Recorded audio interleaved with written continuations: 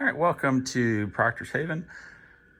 We have a Traeger grill that is available for use. A Traeger grill is a wood pellet fired grill, which means it is fired by wood pellets. It's not fired by charcoal or by propane. It is really more of a smoker than a traditional grill. And wood pellets means it in fact is fired by these wood pellets that you see here. We do provide wood pellets with the rental. We're happy to let you use this grill during your stay here. We just ask you please take good care of the grill. There are plenty of great recipes on the internet. We encourage you to take a look at that. Made pork chops last night, also smoked a chicken. In the past, if you've got a longer stay, you can do ribs or pulled pork, or I've even actually made my own bacon out here. It does take a little bit longer to do some of those longer recipes like that, but plenty of great recipes on the internet if you want to use this. But I want to just run over some of the basic features on how to operate this particular Traeger grill, just to make sure that you understand how to use it. Big thing to know with the Traeger is that it is more of a smoker and less of a traditional grill. So it will not go to high searing heat. It is more of a smoker. So you're not going to get that big flame, 600-800 degree heat that you might for a big searing steak.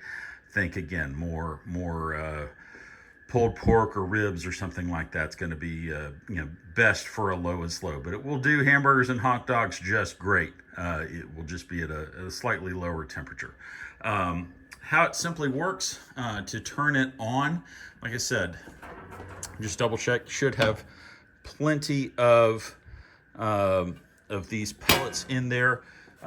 We will have this bucket of, if you find this bucket, you may see it in the office.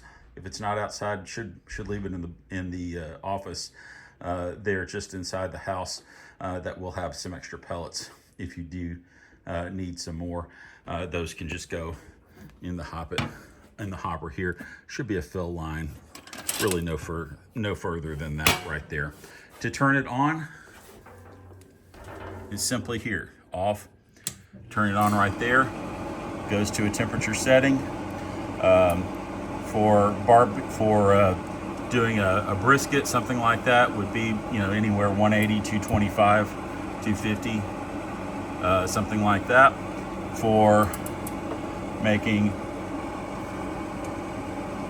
pork chops or something a little higher like that, and it will come to temperature.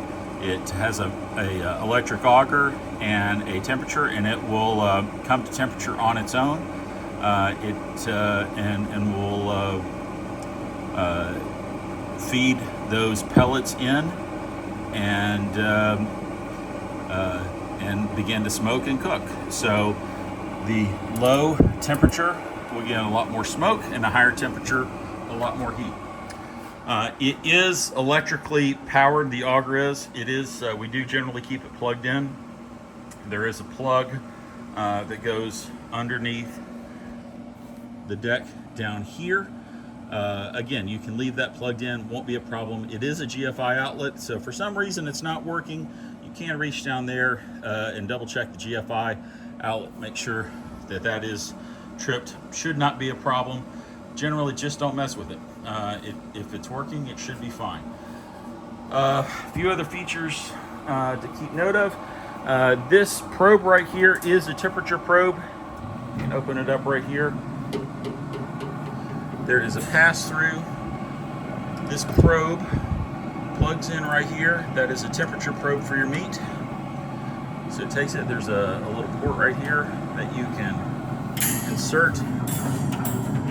And this can actually go inside whatever you're actually cooking. And then if you want to press this button right there, it will tell you the temperature of what you're cooking. So I'm gonna go ahead and turn that off. So you can already tell it is starting to smoke up as it is coming to temperature. Let's see here now. To turn it off, what you need to do is take it down to the shutdown cycle, and it will go through the shutdown cycle and turn off on its own after it completes its own shutdown cycle. And then once it's complete, it will shut off on its own. It's pretty foolproof. If you eventually want to get to it and turn it to the off button, that would be appreciated. But essentially, once you flip it to the shutdown cycle, it will take care of the rest. Do ask that once you are done cooking, that you keep in mind that the way this particular smoker works, the auger dries dry those pellets underneath this cooking plate right here.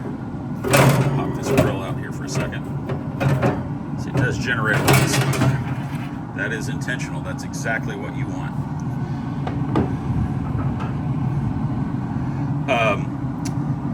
That food will drip down on that plate right there. Generate a lot of smoke there.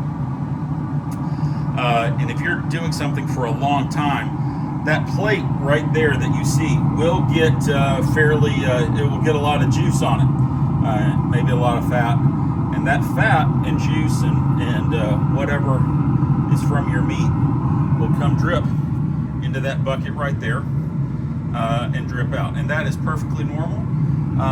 We just ask that you do clean that. That is not part of the normal cleaning fee to clean the grill. Just ask you to please be respectful.